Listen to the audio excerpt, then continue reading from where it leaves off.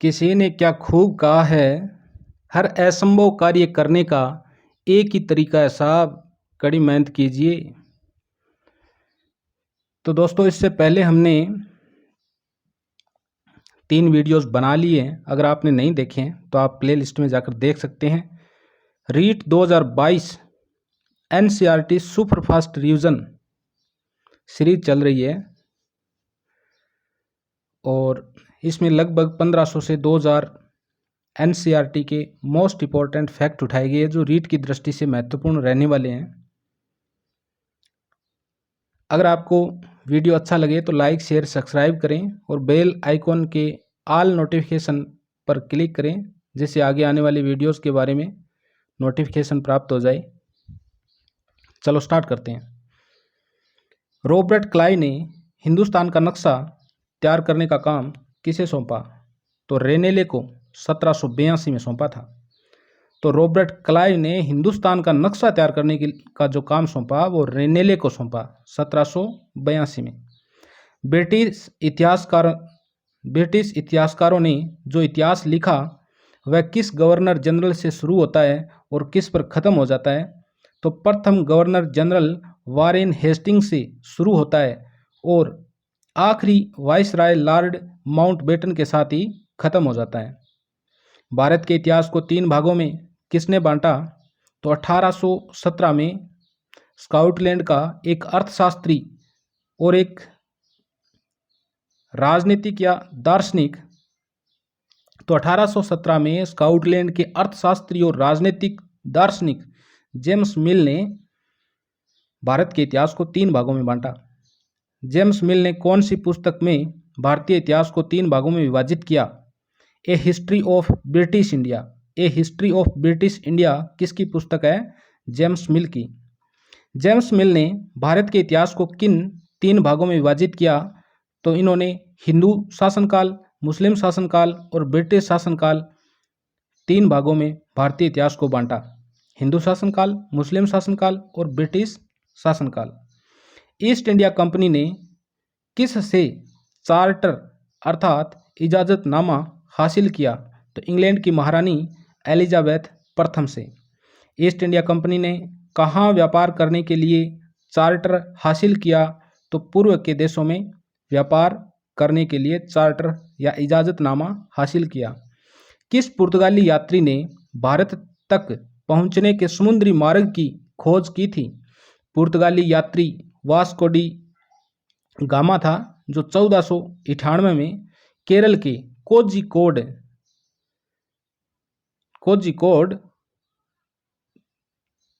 नामक स्थान पर पहुंचा था केरल के। तो पुर्तगाली यात्री आया था वास्को डी गामा, जो 1498 में कोझिकोड, जो केरल के तट पर है। कोझिकोड को कालीकट भी कहते हैं। पहली इंग्लिश फैक्ट्री कहाँ पर स्थापित की गई? तो 1651 ईस्वी में हुगली नदी के किनारे इंग्लिश फैक्ट्री स्थापित की गई। इस फैक्ट्री की किलेबंदी कब शुरू की गई? तो 1696 में। किस मुगल शासक ने कंपनी को बिना कर चुकाए व्यापार करने का फरमान जारी किया? तो औरंगजेब ने। बंगाल के नवाब को क्रम से लिखिए। जो बंगाल के नवाब है उनको क्रम से लिखें तो सबसे पहले मुर्शीद कुली खान, उसके बाद बंगाल का शासक बनता है अली वर्दी खान और उसके बाद सिराजुद्दौला, जो प्लासी के युद्ध में अंग्रेजों से लड़ा था।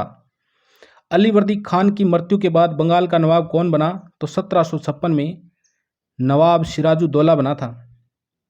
प्लासी का युद्ध कब हुआ? तो 23 जून 1757 को मुर्शिदाबाद के दक्षिण में 22 मील दूर नदिया जिले में प्लासी नामक स्थान पर प्लासी का युद्ध लड़ा गया।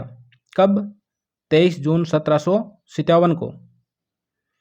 प्लासी नामक स्थान किस नदी के किनारे स्थित है? तो प्लासी भागीरथी नदी के किनारे स्थित है। प्लासी का युद्ध किस किस के मध्य हुआ? तो प्लासी का युद्ध सिराजुद्दौला और रॉबर्ट क्लाइव के मध्य हुआ। तो प्लासी का युद्ध सिराजुद्दौला और रॉबर्ट क्लाइव के मध्य हुआ। सिराजुद्दौला किसकी गद्दारी के कारण युद्ध हार गए? तो मीर जाफर की गद्दारी के कारण सिराजुद्दौला युद्ध हार गए। और इसी तरह से बहुत सारे लोग तो ऐसे होते हैं जो वीडियो को चलाते हैं और जो एनसीईआरटी के ये वीडियो के अंदर फैक्ट देखते हैं ना, खतरनाक, देख के पहले ही युद्ध हार जाते हैं। वो रीट से हार, मानो रीट से ही हार गए वो, क्योंकि जो बढ़िया तरीके से फैक्ट तैयार नहीं करेगा तो वो तो रीट में हारने के चांस ज़्यादा ही है। तो वीडियो अंत तक देखना और बढ़िया तरीके से इन फैक्ट्स को, तथ्यों को याद करो। अगर याद है तो बढ़िया तरीके से रिवीजन करो, जिससे आने वाली रीट में ज़बरदस्त स्कोर हो उसके। सिराजुद्दौला किसकी गद्दारी के कारण युद्ध हार गए? तो मीर जाफर की गद्दारी के कारण। अंग्रेजों ने सिराजुद्दौला को मारकर किसे नवाब बनाया? तो मीर जाफर को नवाब बनाया। जब मीर जाफर ने कंपनी का विरोध किया तो किसे नया नवाब बनाया गया? तो मीर कासिम को। मीर जाफर ने कंपनी का विरोध किया तो किसे नया नवाब बनाया गया? तो मीर कासिम को। मीर कासिम और अंग्रेजों के मध्य कौन सा युद्ध हुआ? तो मीर कासिम और अंग्रेजों के मध्य बक्सर का युद्ध हुआ। और बक्सर का युद्ध होता है 1764 में। तो बक्सर का युद्ध कब लड़ा गया? 1764 में। मीर कासिम को बक्सर के युद्ध में हराकर अंग्रेजों ने किसे शासक बनाया? मीर जाफर को। किसे बनाया? मीर जाफर को। मीर जाफर की मृत्यु के बाद मुगल साम्राज्य ने किसे बंगाल का दीवानी अधिकार दे दिया? तो ईस्ट इंडिया कंपनी को। शेर मैसूर किसे कहा जाता है? टीपू सुल्तान को। बहुत खतरनाक शासक बंदो। शेर मैसूर किसे कहा जाता है? तो टीपू सुल्तान को शेर मैसूर कहा जाता है। तो आप कमेंट में बताना मैसूर का प्राचीन वर्तमान नाम क्या है? वैसे तो मैसूर ही है, लेकिन बता ही देता हूँ। पहले कर्नाटक को, जो कर्नाटक का पूरा क्षेत्र था, उसे मैसूर के नाम से जाना जाता था। तो शेर मैसूर किसे कहा जाता है? टीपू सुल्तान को। किन शासकों के नेतृत्व में मैसूर काफ़ी ताकतवर बना? हैदर अली 1761 से 1782, टीपू सुल्तान 1782 से 1799। ये दोनों ही खतरनाक शासक थे। टीपू सुल्तान ने 1785 में किन वस्तुओं के निर्यात पर रोक लगा दी थी?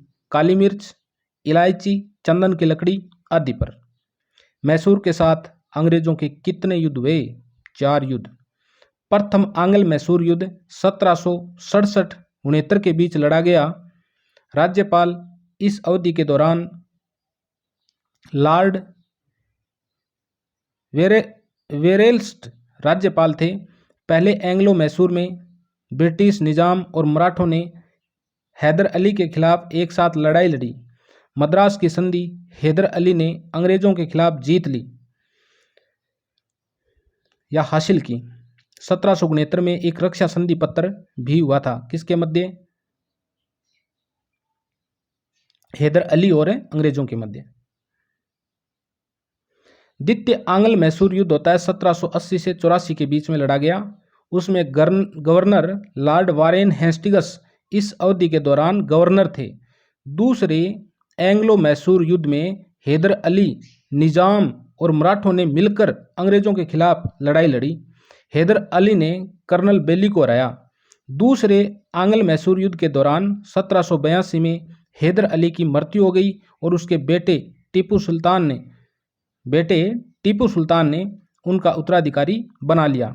मंगलोर की संधि हुई थी। द्वितीय आंग्ल मैसूर के युद्ध के समय कौन सी संधि हुई? तो मैंगलोर की संधि हुई। दूसरा आंग्ल मैसूर युद्ध 1784 में टीपू सुल्तान द्वारा मैंगलोर की संधि पर हस्ताक्षर के साथ समाप्त हुआ।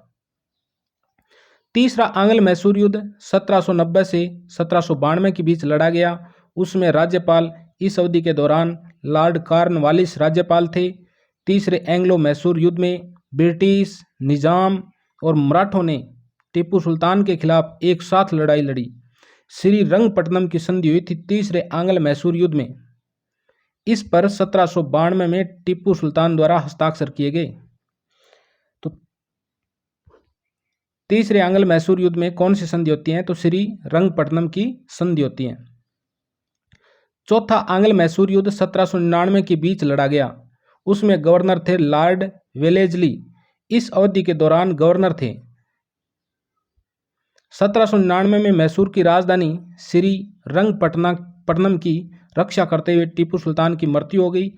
अंग्रेजों के लिए फ्रांसीसियों का खतरा वर्ष 1799 तक समाप्त हो गया। किस युद्ध में टीपू सुल्तान मारे गए? तो श्री रंगपट्टनम के युद्ध में 4 मई 1799 को योद्धा टीपू सुल्तान मारे गए। किस युद्ध के बाद मराठा राज्य टुकड़ों में बंट गया? तो पानीपत की तीसरी लड़ाई के बाद 1761 में मराठा राज्य टुकड़ों में बंट गया। पानीपत की तीसरी लड़ाई के बाद मराठा राज्य टुकड़ों में बंट गया, तो इसकी बागडोर किसने संभाली?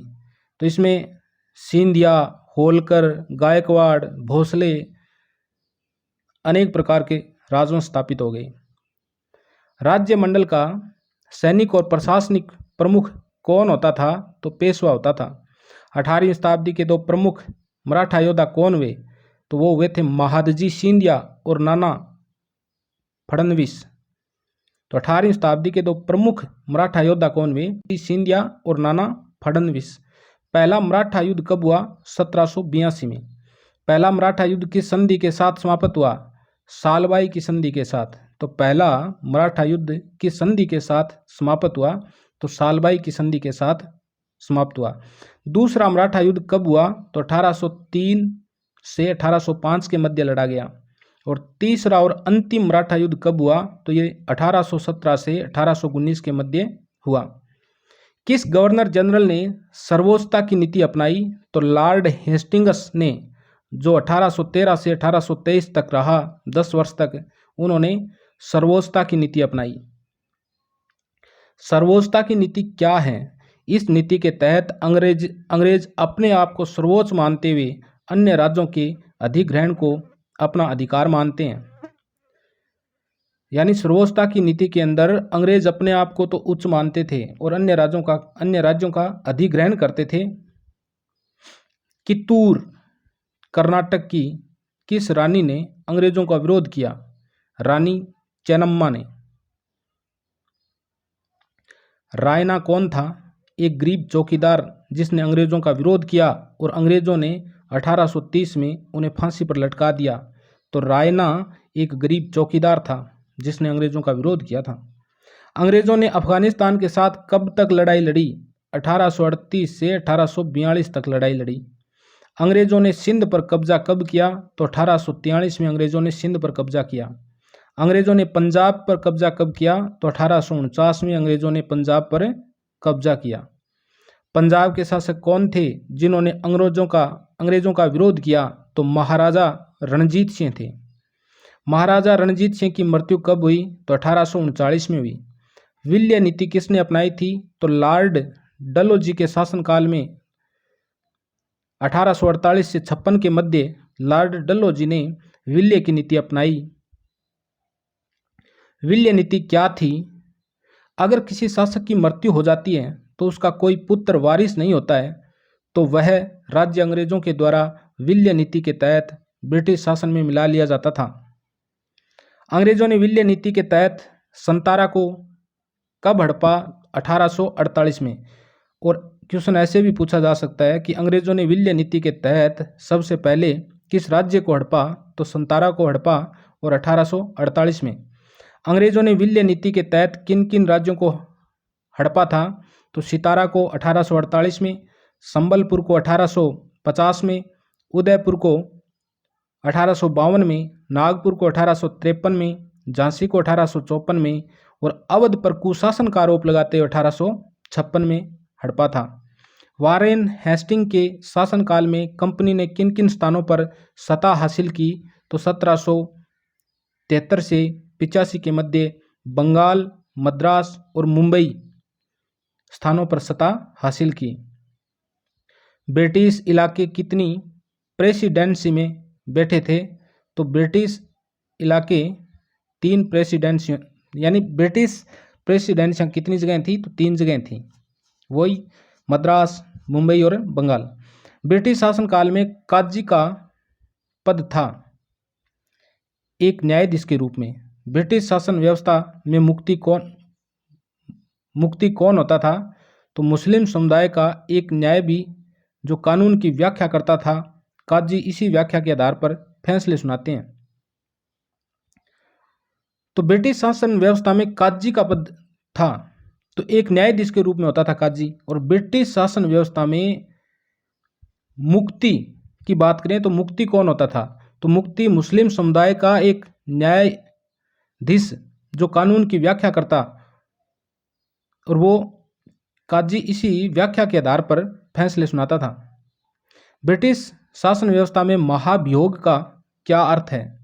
जब इंग्लैंड के हाउस ऑफ कॉमन्स में किसी व्यक्ति के खिलाफ दुराचार का आरोप लगाया जाता है तो हाउस ऑफ लॉर्ड्स में उस व्यक्ति के खिलाफ मुकदमा चलाया जाता है, जिसे महाभियोग कहा जाता है।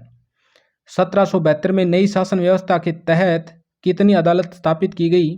तो 2 अदालतें स्थापित की गई, एक तो फौजदारी अदालत और दूसरी दीवानी अदालत। फौजदारी अदालत की न्याय व्यवस्था कौन देखता था? तो जिला कलेक्टर की निगरानी में काजी या मुफ्ती फौजदारी अदालत की न्याय व्यवस्था देखता था। दीवानी अदालत की न्याय व्यवस्था कौन देखता था? तो यूरोपीय जिला कलेक्टर देखता था।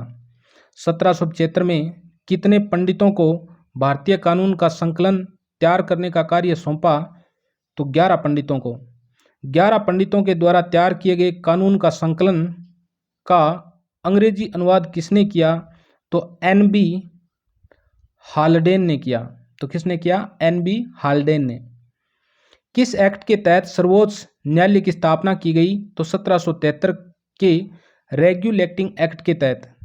कलेक्टर भारतीय जिले में सबसे बड़ा पद, तो जिले में सबसे बड़ा पद किसका होता है? कलेक्टर का ही होता है। अंग्रेज अपनी सत्ता को क्या कहते थे? अंग्रेज अपनी सत्ता को सिपाही कहते थे, सिपाही। 1857 में भारत के कितने प्रतिशत भूभाग और आबादी पर अंग्रेजों का सीधा नियंत्रण स्थापित हो चुका था? 63% भूभाग और 78% आबादी पर। तो 1857 तक 63% भूभाग पर और 78% आबादी पर अंग्रेजों ने नियंत्रण स्थापित कर लिया था।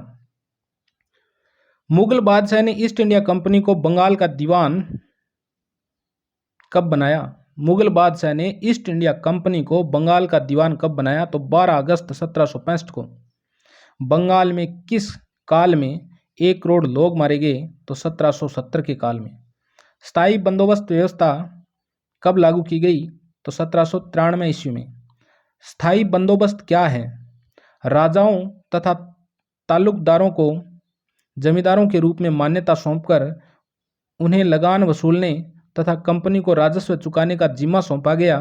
इस व्यवस्था के अंतर्गत राजस्व हमेशा के लिए तय कर दिया गया था, इसलिए इस व्यवस्था को स्थायी बंदोबस्त कहा गया।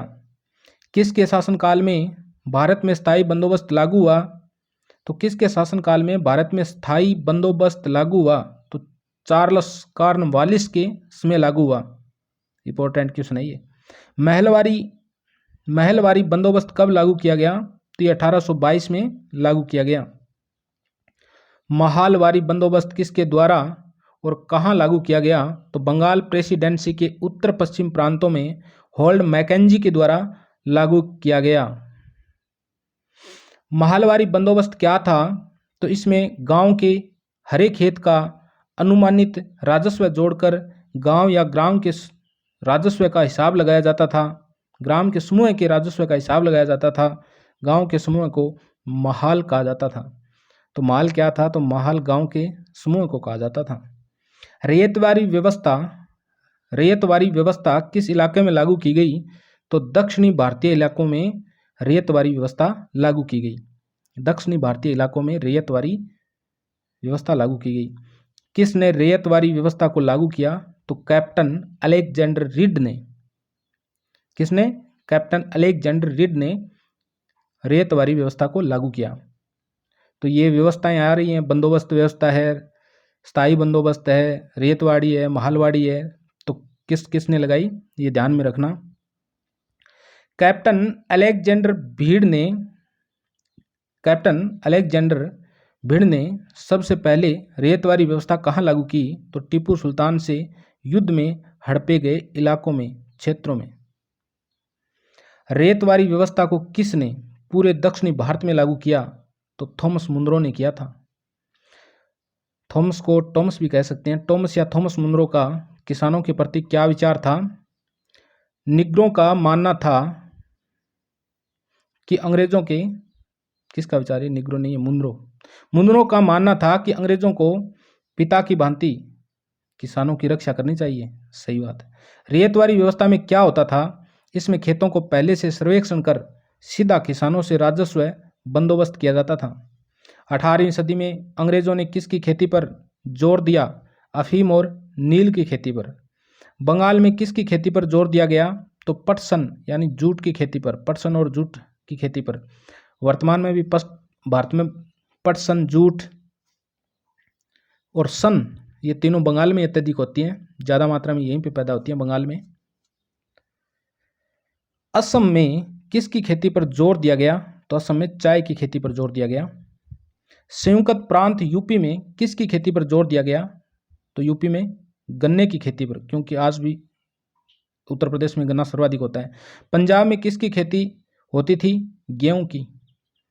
महाराष्ट्र में, पंजाब में किसकी खेती पर जोर दिया गया? तो कपास की। मद्रास में किसकी खेती पर जोर दिया गया? चावल की खेती पर। विश्व में भारतीय नील की मांग क्यों बढ़ी? तो नील का पौधा उष्णकटिबंधीय पौधा है, जो भूमध्य सागरीय क्षेत्र है, और जो भूमध्य सागरीय क्षेत्र है उसके आसपास में, यानी 23.5 डिग्री उत्तरी अक्षांश और 23.5 डिग्री दक्षिणी अक्षांशों के मध्य ये पौधा उपजता है। तो नील का पौधा उष्णकटिबंधीय पौधा है और भारत इसको यह भौगोलिक परिस्थितियां प्राप्त होती हैं। किन देशों में भारतीय नील का इस्तेमाल कपड़ों को रंगने में किया जाता था? इटली, फ्रांस और ब्रिटेन में। बैंगनी और नीला रंग बनाने के लिए किसका उपयोग किया जाता था? बॉन्ड, शीतोष्ण कटिबंधीय क्षेत्र का पौधा एक, उसका उपयोग किया जाता था।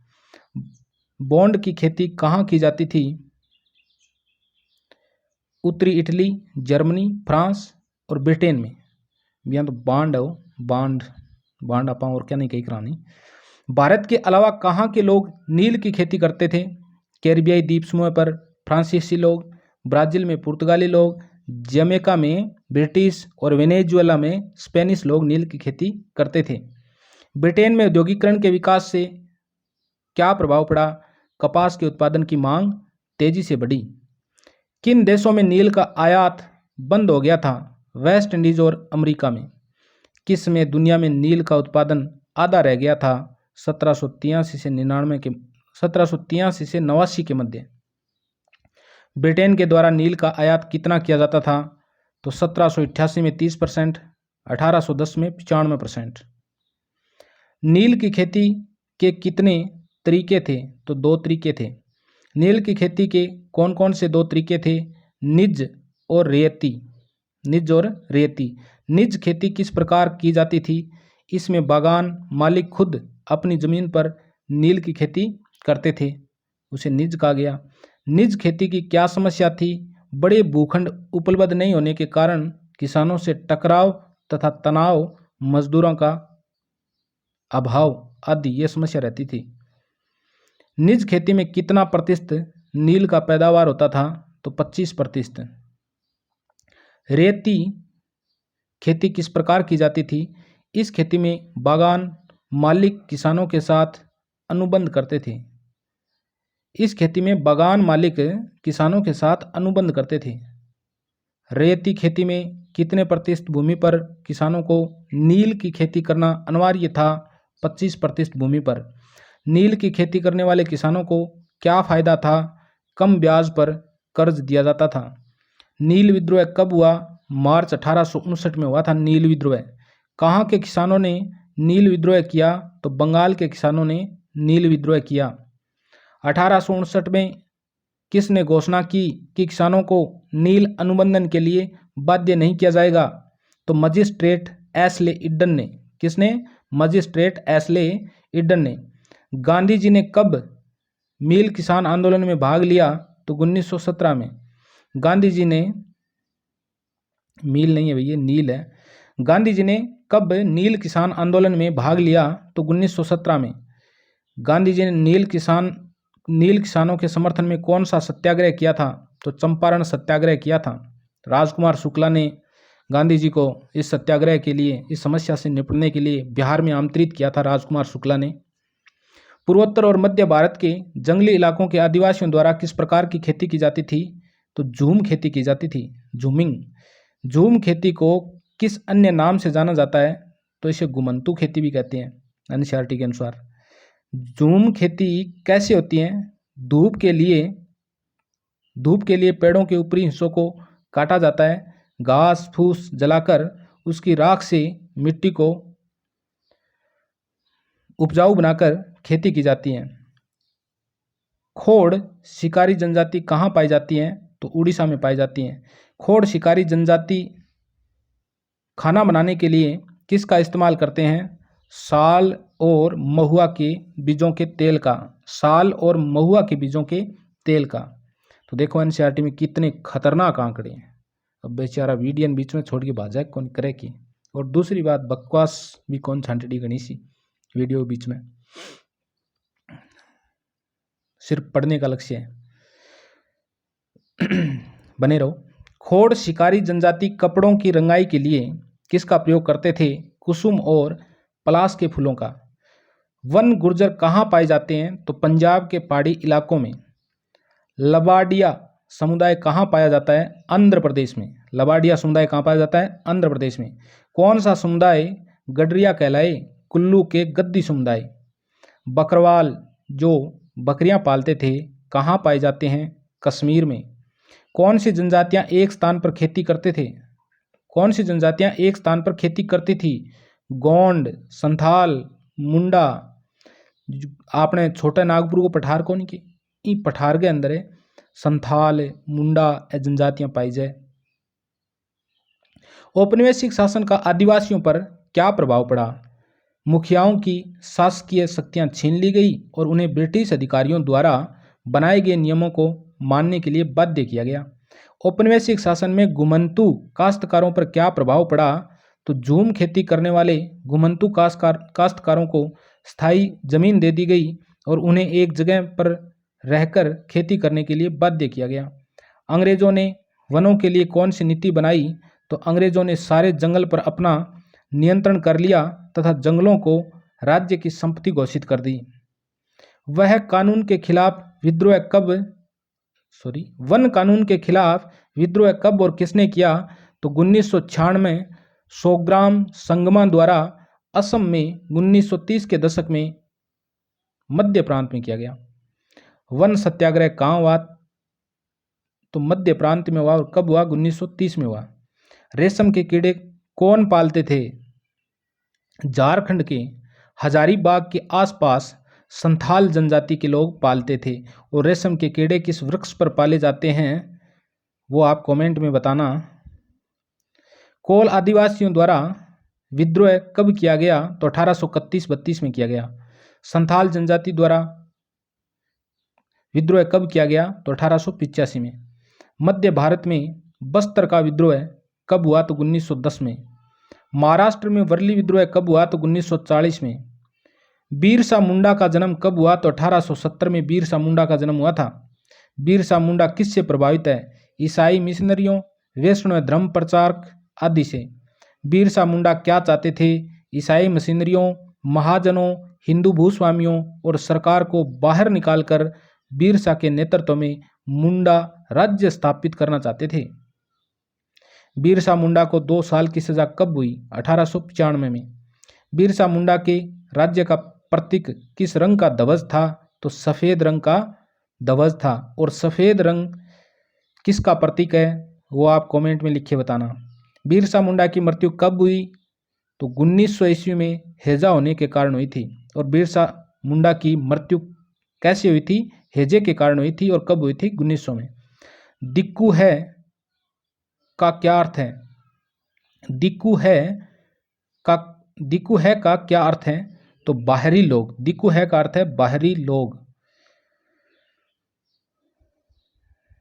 तो इस वीडियो में आज इतना ही पढ़ेंगे दोस्तों। आगे के फैक्ट अगले वीडियो में बनाएंगे। और अगले वीडियो में कक्षा 8 तक एनसीईआरटी पूरी हो जाएगी।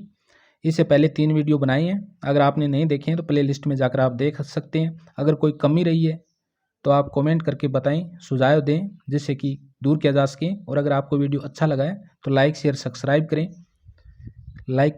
सब्सक्राइब करने में कंजूसी मत बरतियो।